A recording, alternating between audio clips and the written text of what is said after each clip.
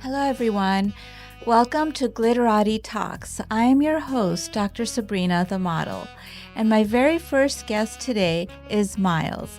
Miles, would you kindly introduce yourself to our guests? Hello, everybody. My name is Miles. I am the best dressed podcast host of all time with a fifth of something. And I'm excited to be here with you today. Thank you so much. Yeah. So this show Excited about is being the first guest. the very first guest, and for me, it's an honor. So this show is about people in the glitterati world, people who have fame, people who are in the lights, the cameras, directors, models, celebrities, and creators. So it is a show about the mental health aspect of how people get through things and what comes along with being who they are. So I've seen that you've been around quite a lot lately. You've been everywhere. Tell us what you've been up to. Oh my gosh, what have I not been up to? I think that would probably be easier. The last year has been really crazy. It's been going straight up this last year, which really feels good. But I'm everywhere. I can't just. You can't sit still. Yeah, I can't sit still. I was at 3 places earlier today before I even came here, and we are here. It's 1 o'clock, y'all, in the afternoon. But I've gone to 3 other places so far today. Yeah. So how do you reset before each of the places you have to go to? Do you have any meditation, any Zen, anything you do? I'm so used to it now that it's just second nature to me now. I know whenever I'm done with one thing, I know I got to do another. And so I also normally kind of make my schedule out to where all of the stuff that I'm doing that day kind of relates to each other.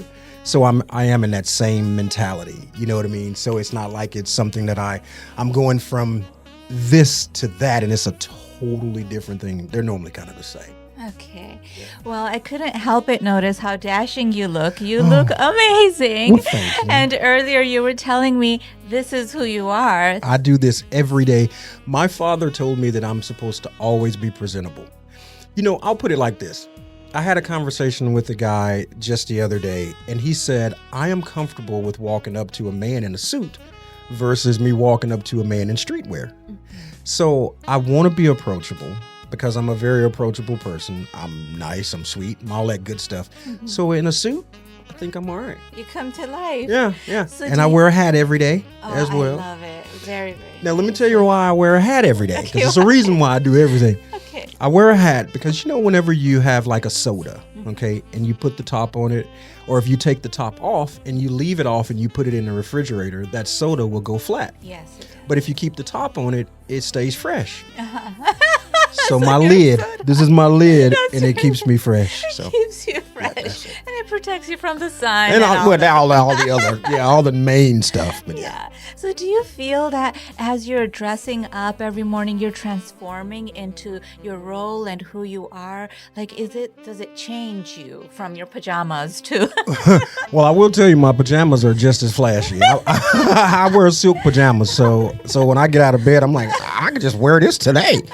No, but I think so, because my clothes, that's how people know me. They know that I'm gonna come dressed nice. So I put a lot into it. I see. Yeah. Yes, you look stunning. Well, thank you. But it's also fun too. Yes. Being able, because I don't think that people that aren't fashionable, they don't realize you don't have to match everything.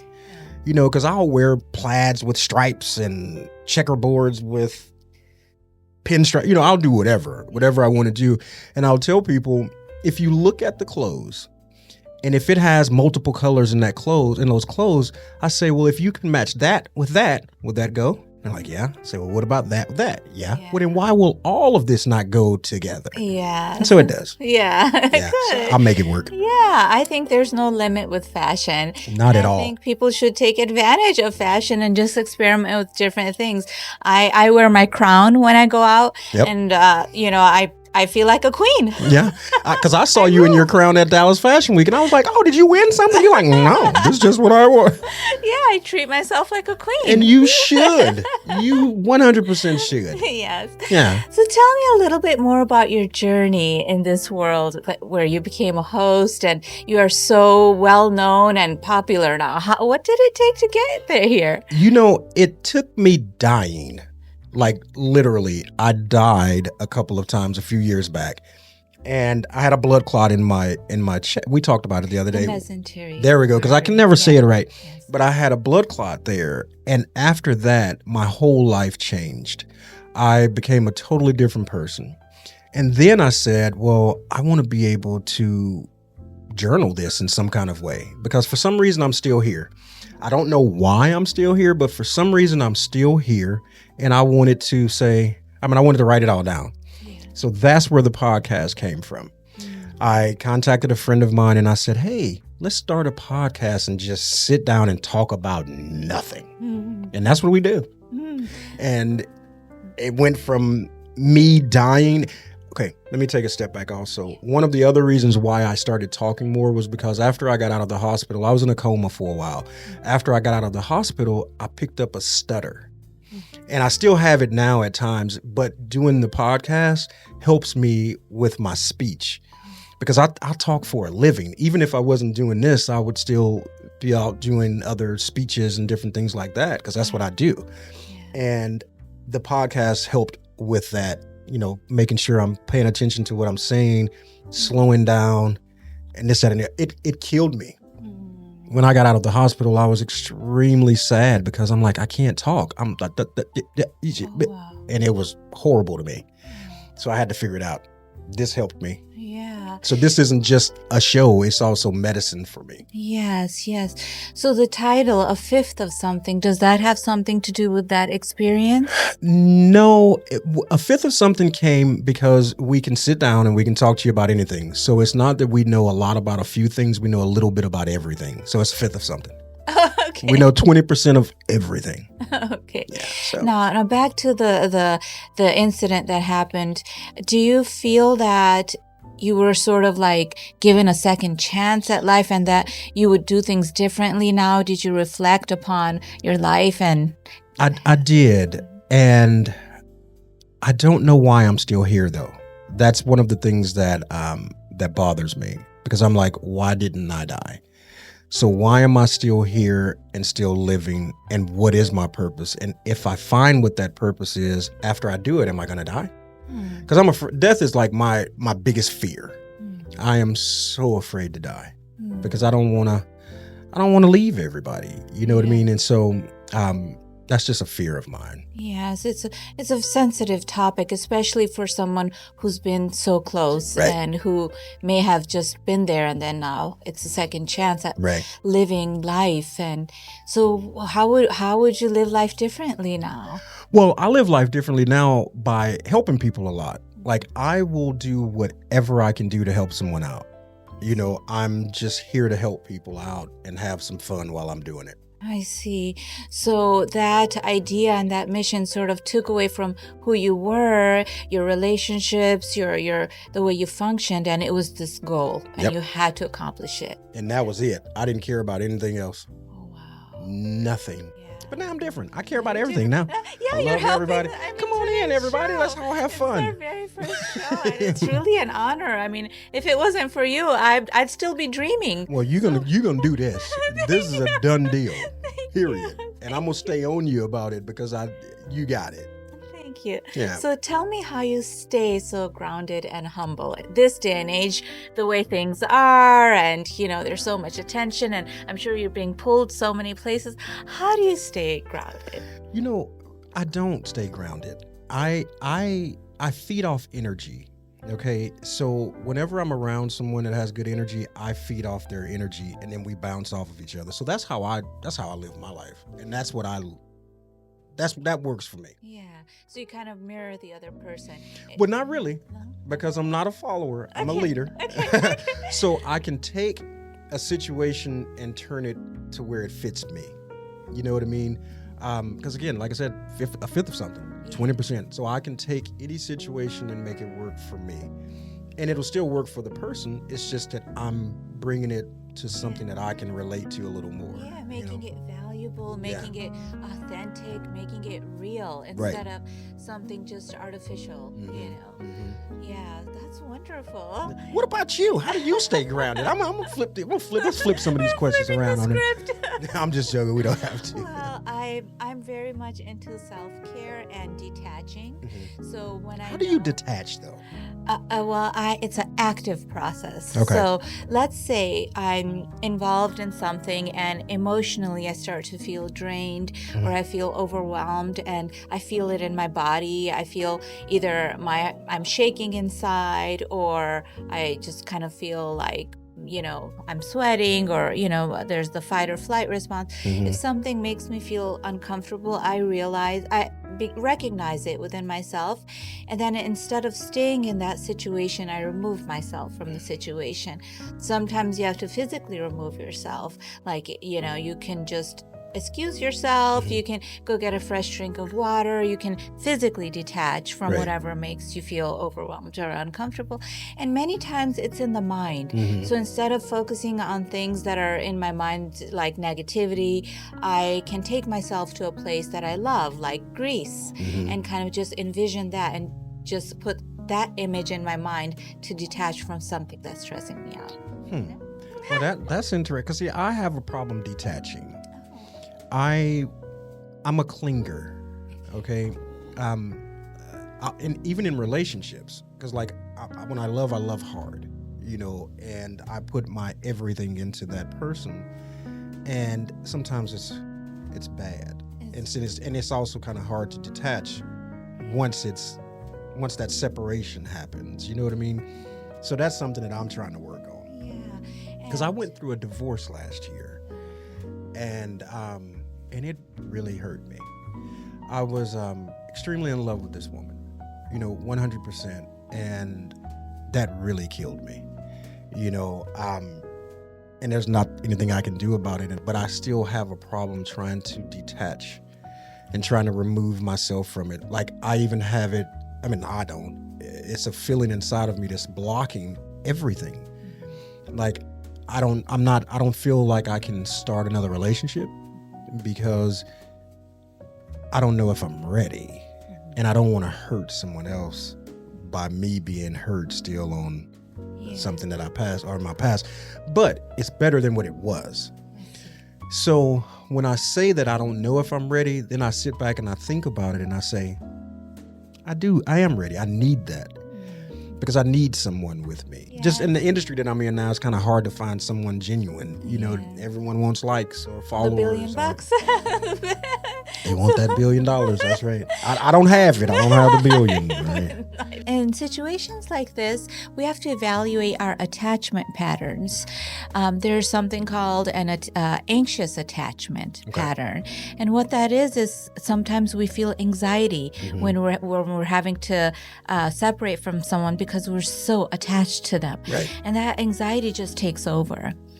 And, I noticed, so the other day I was listening to a song, and the song was very intense at the very beginning. Like, it was just like a build up. And then at the end of the song, I know it's bad, but at the end of the song, he committed suicide. Like, you heard the gun, pow. Oh. And so while I was listening to this song, as the build up was building up, I was building up as well. Like, my body was like, okay, I get it. Yeah. And then when he pulled the trigger, I released. Yeah. Like, that scared me. Yeah. Because I'm like, why was I so comfortable with that suicide moment?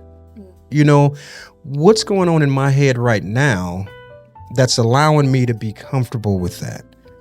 And this happened just like a week ago. That was just a week ago, and that really scared me. And it goes back to that discussion we had the other day where if someone's going through something or they're trying to take their life, the last thing you want to say is everything's going to be okay. Right. But I'm not suicidal, so you can tell me that everything will be okay. But you're right. I mean, I don't know. It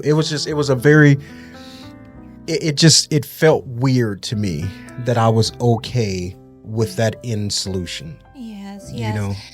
Yeah, and that just requires you to reflect more and try to understand why. Journal about it, try to understand why. And does it relate to that near-death experience that you had or that actual, experience of what happened where you feel like you did die. Right. You know, and try to evaluate whether this has to do with whatever it was that was building up, whether you, as you said, you love hard, whether that was all the love and the passion that you feel, and then when it ended, it wasn't that you died, it was the love that died.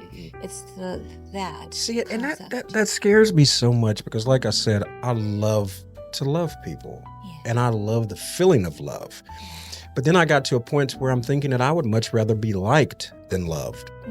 Love, you can fall out of love with a person and you no longer love that person, but you can always like a person. You'll like a person forever. You know, like my ex, I was in love with her. I'm not in love with her anymore, but I still like her. I care about her. If something happens, I care. So I would much rather be liked than loved. Yes. And I guess love is just so broad, the word It itself. is. It really is. It's Like, so, what does it really mean? What does it really mean when No clue. someone says, I love you, you know? But I think... well, let me ask you this. Yes. Would you rather be loved or respected? Which one means the most to you?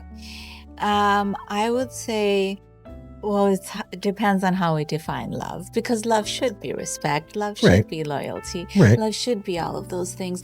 I think in the public world, I would like to be respected, but in a relationship, Love. an intimate relationship, it would be love, because love would include that. If someone loved me, they would respect me, they would be loyal to me. But is that always true? Because you have people that love people and then they have affairs. You have people that love someone and they're mean to them. You know, you have people that love someone and then they beat them.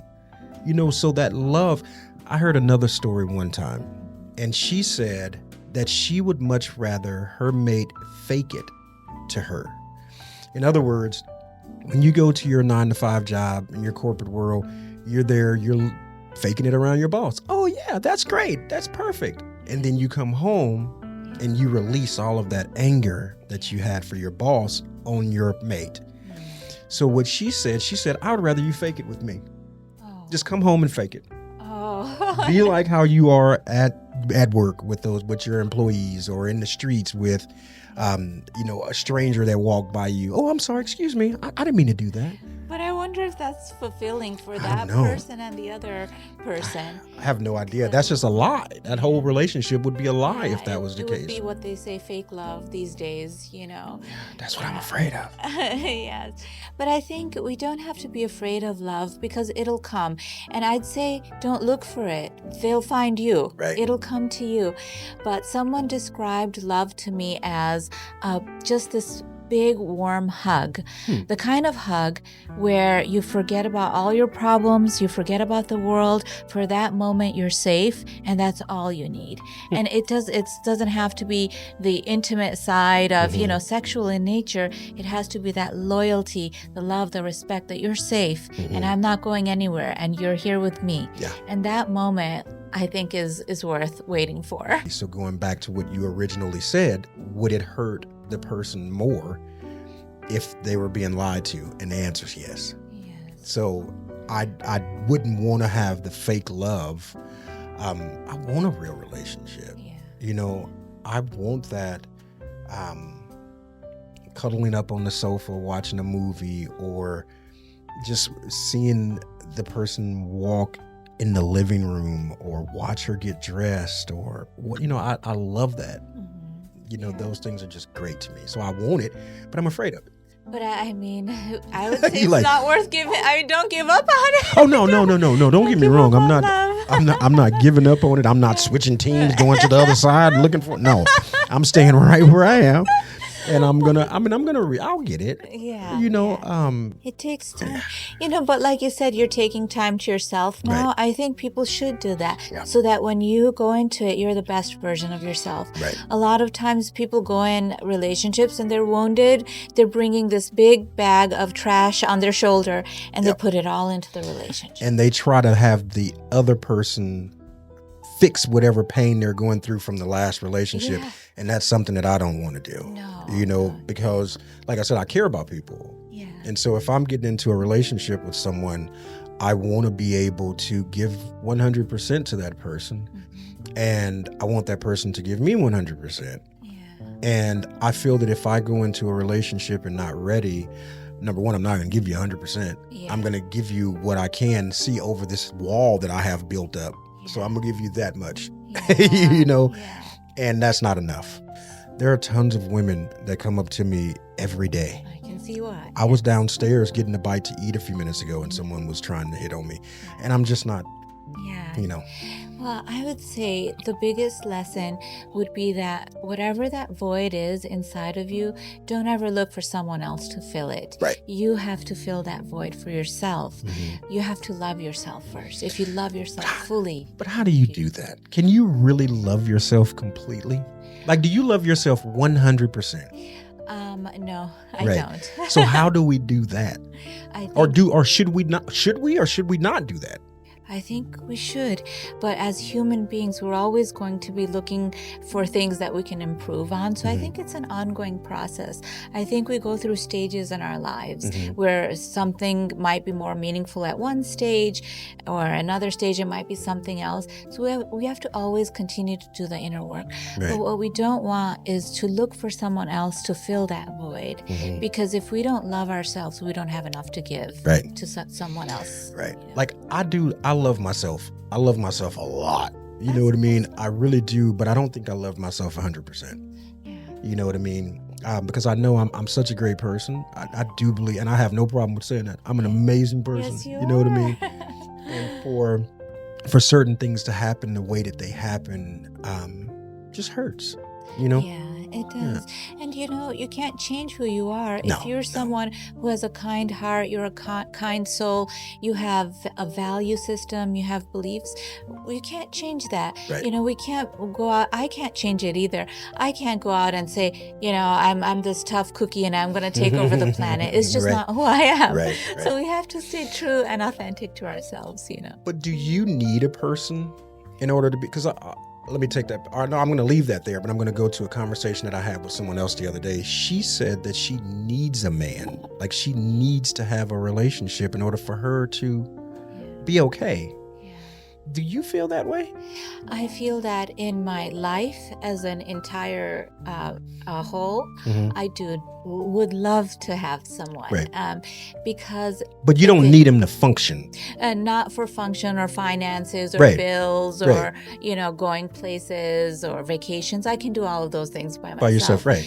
But to complete me, I would want someone who walks alongside me on this journey of life, because I wouldn't want to do it alone. And I would want that person, I would want love with that person. I would want us to love each other and just walk down the shore together and just, live our lives together. You know what? Let's do it. I'm down. Okay. She got it. I'll take it. We gotta work on ourselves first, Right, and no, then, right. meet people at the best version of themselves. Yeah. But do you think that someone else can help you become the best person that you are, Yes, or that you should be? Yeah. So But would that really be you, or is that person installing a little bit of them inside of you, and it's not really you 100%? I think in relationships, each person should be allowed to be individuals, but your partner should be your cheerleader. Right. They should be the greatest cheerleader, the greatest supporter. They should guide you, they should help you, and they should let you be in your own world, in your authentic self. If, let's say, you're in show business, if let's say you're around a lot of people, a lot of gorgeous women and things, your partner should be supportive to understand that that's your world, but you go home with them, you come home to them. It's a trust thing. It's a trust. And the way that you love them and lay with them, you're not doing that out in the world. That's Right. showbiz. It's Right. work. It's something we all have to do in the entertainment industry. But at the same time, if your partner is, let's say, they're in the business world, well, then when they go to their meetings, you'll be their arm candy. You'll support them. You'll present them in the best way. But at the same time, both people should be able to function separately at separate places and still be loyal to each other. Yeah. Still know that there's a love bond that they have to honor. They have to respect and honor that love bond. So in the temptations of the world, people should be able to say, no, thank you, I'm not interested. I'm going home to my wife. But what causes that? What causes people not to do that anymore? Because they don't do that. They don't. No. I mean, it's very You can hard. you can have an amazing relationship, and then you're out and someone's showing you attention, and then you could be like, I could get away with this. That's not the way it should be. No. But that's how it is. Yeah, I think it comes down to each person's belief and value system, because there are plenty of people that say just because you don't like it doesn't mean it's wrong. But it means within that relationship, the foundation of the relationship, if the relationship is based on loyalty and trust and compassion and empathy, that I have someone at home waiting for me, a person should have enough integrity and self-discipline. And I think that that might be the thing that's tested.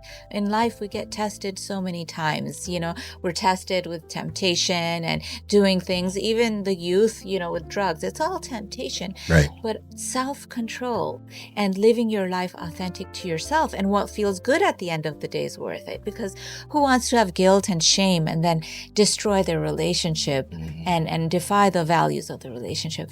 And on the other hand, if the relationship is not for you, both people should kindly walk away. Yeah. They shouldn't lead each other on. Yeah. Because I believe that just because you may have a relationship with a person, and that relationship may not work out as a couple, but you guys were great as friends. Yeah. So let's go back to that. Yeah. And because I'm a firm believer in building things together. I want someone that would build with me, or be an addition to what it is that I'm doing already. So it's like I want someone to be by my side that would help grow things. Yes. That's important to me. Yeah, your cheerleader. Yeah, your 100%. support system. 100%. Because it would be great. Somebody who's always got your back. Right. Always saying, I got you, keep going. Yep. I'm cheering or you pushing you, because you got to have that extra push. Yes. I'm stuck in my ways. I'm about to be 50 years old in December, right? So I'm kind of stuck in my ways, but I am willing to switch some things around if need be, especially if it's going to better the relationship and it's going to better what it is that we are building together. I listen very well. I talk a lot, but I listen. Yeah, that's where, sometimes things may feel challenging in relationships where it might be a little bit of an ego battle. Right. But if a person steps back and tries to analyze, how does this benefit me? Is this going to help me grow? Will it bring me more success? Will it, like you said, better the relationship? Right. Then I think it's worthwhile. The egos, get in the way sometimes. What do you do? Okay, so I'll ask this and then we'll get back to your questions. I promise.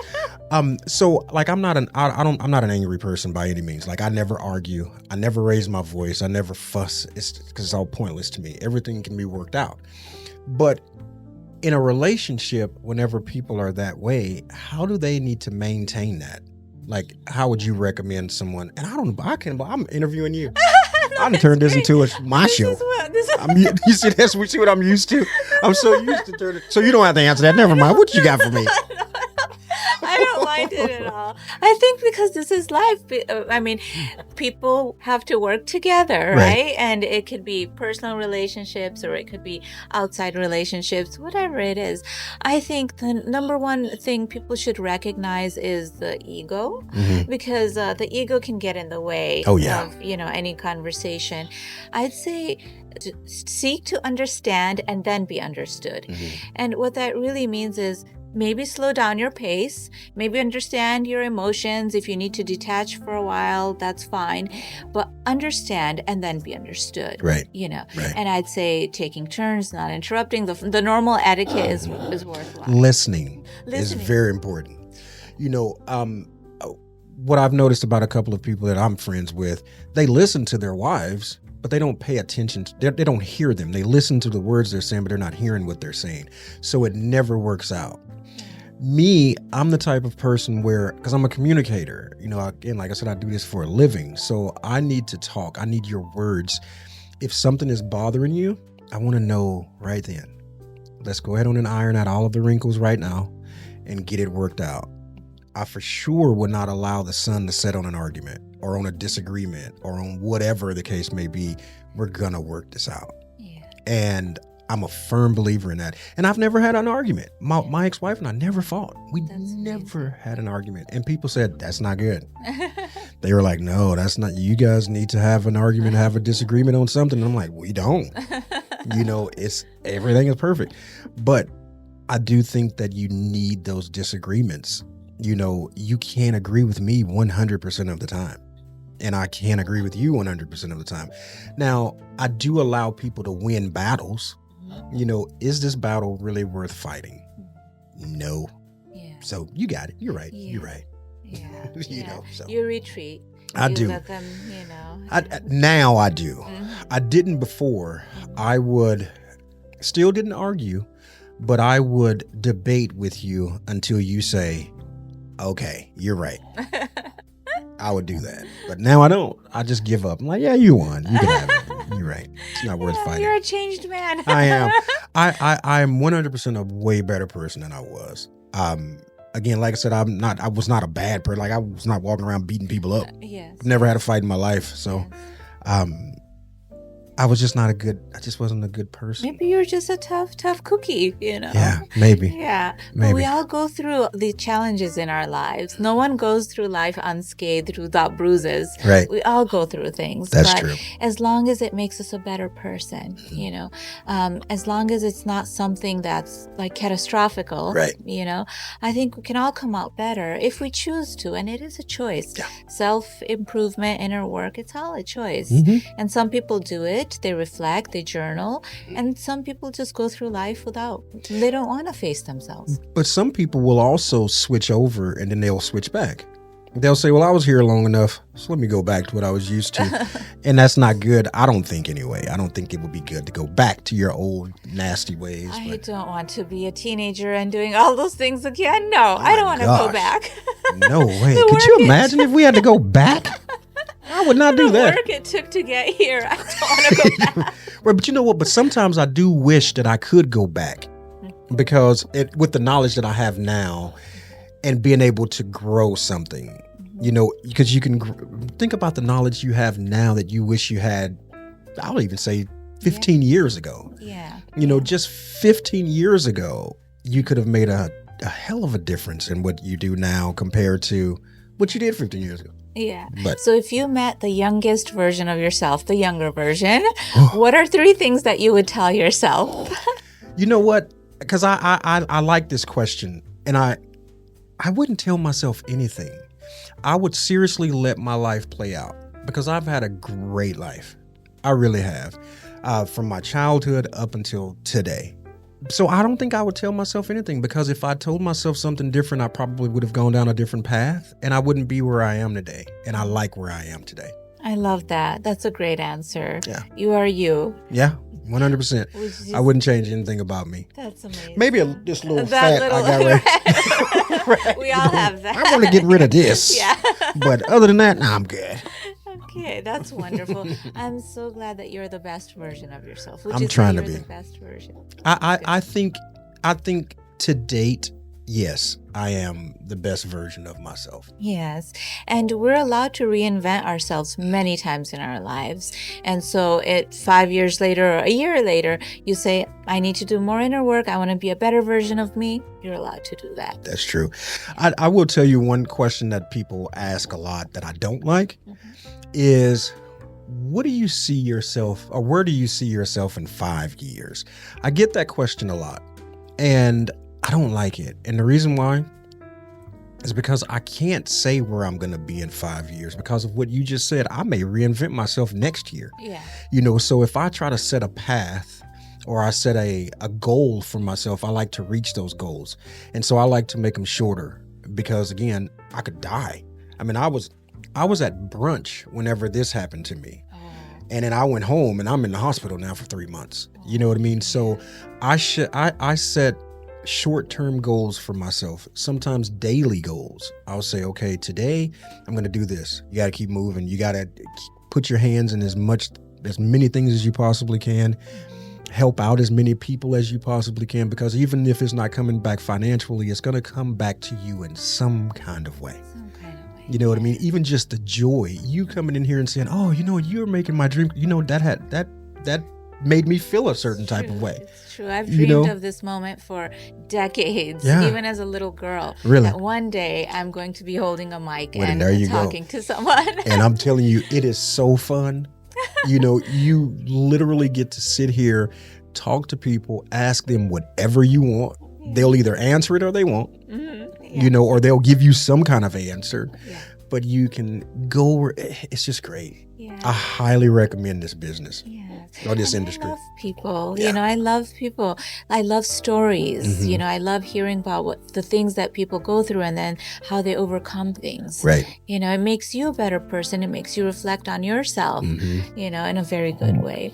So you must have had a great childhood. I mean, did. you have a lot of memories. I Huh? really did. I had an amazing childhood. I wish my mom and dad were here for me to thank them. But I did. I had a great childhood. Yeah. And I feel bad for telling people at times because, you know, I'll talk to some conversation the other day. I was talking to a friend of mine and she was telling me about her childhood. And then she asked about mine. And I was like, well, I was great. Yeah. You know, I had no issues as a kid. I used to fly kites. I used to have go-karts and motorcycles and all sorts of, I had everything. Yeah. And she was like, I had nothing. And I'm like, now I feel bad because I had things and you didn't. And then we go to that area where we're like, well, I just won't say anything about anything anymore. Well, you know what? You never have to feel bad. It's a blessing. And I bet you it was simple. You had your family. You felt safe. I bet you watched TV. I bet you watched the jukebox or whatever it was. I did. We had a real big jukebox. We used to go to the Reunion Tower every Friday night for dinner. That was one of our things that we would do. And I remember one time we went and the elevators opened up. And as a little kid, I ran in and I wanted to go to the back window. So I'm looking out the window, waiting for us to start going down. The elevator door closes and I don't hear anybody. Yeah. I'm like, I turn around. No one's on the elevator but me. I cried the entire way down. I'm like, no one's going to get me. So when I get to the bottom, I jump off the elevator and the lady's like, come here. Your parents are on their way down. So yeah, I do remember that. And you never have to feel bad about that. It was a blessing for you. And you know, other people can be inspired by that. So when they have families, they can understand that it is very important, the things that they're doing. A lot of parents feel so stressed out, taking their kids everywhere, but it's all worth it. It's your family. 100%, because then you get to have memories like this 50 years later. How would you describe your life in 3 words right now? Great, amazing, and eventful. I would say those 3 for sure. That's awesome. Eventful because I do so much, but I love it. You know, I love doing what I do. So that's why I wanted to pick that word out. Okay, good. Okay, wonderful. And let's see now. So we're about to wrap up. Okay. So tell us what's next for you. Next for me is I'm taking my show on the road. We've done everything else. We've been in movies. We've done we've done everything. So now I want to take my show on the road. I have a show called Sunday Vibes, where we'll have an artist come in and sing. They'll do 2 to 3 songs out there on our set. And I want to take that on the road in different cities and find more talent to bring back so we can record, because we're building a recording studio in here too. And so I want to jump back into the music industry. I used to have a record label back in the day. And so I want to get back into that. Oh, that's awesome. That's going to be so much fun. It is. Yes, and traveling everywhere, all the states, and meeting all those people. You ready to go? Oh my gosh. Sounds like a blast. Yeah. You know, it'd be a great journey. At the end of the day, being able to see someone else smile and making sure that they're happy, that's my goal. Yeah. You know, because I'm happy. I'm good in my own space. I just want to make sure that everyone else is good too. Yeah. Especially people that I care about, you know, or people that I've met that really want to do something. And I will tell you, you're the first person out of everyone that I have ever offered my services to that actually did it. Oh, wow. No joke. You're the only person I have offered movie deals, space on the streaming network, helping with their podcast, whatever. No one has ever come but you. So that's how I know that you're going to make it. Oh, thank you. And you know, I came just because it was you that I met. And, you know, we meet people for a reason, and sometimes we don't know why. This is what I would call the serendipitous encounter. That's right. Where I just saw you, never knew anything about you, saw you for the first time. I'm beautiful. That's what it really was. That's really what it was. And it was the outfit. That's a good looking man right there. But it was just the humbleness and the authenticity. And I mean, I just immediately was able to trust that, you know what, this is going to happen. And if it doesn't, it doesn't. But no, it's I'm going give to. Give it a shot. It's going to happen because I'm going to push you to do it. If it's something that you really want to do, I'll make sure you do it. If you don't want to do it and you'd say to me, hey, you know what, Miles, I'm not really feeling it. All right, well, that's fine. There may be something else around that you may want to be a part of. Mm-hmm. You know, I can connect you with some of anybody. Mm-hmm. You know, we do movies all the time. We have people that come in here and shoot stuff often, you know, so there's room, there's space. Yes. Yeah. So how can your fans connect with you? How can they follow your journey and keep up with everything that you're doing? Just follow me on all social channels at A Fifth of Something. And that's it. That's it. All spelled out, A Fifth of Something. Someone said, a fifth of nothing? No, of something. Something. Thank you so much. It was such an honor. And I look forward to connecting with you again. And I think this is the start of something great. 100%. Thank you. Thank you. Thank you. You're Thank you. Shake my hand.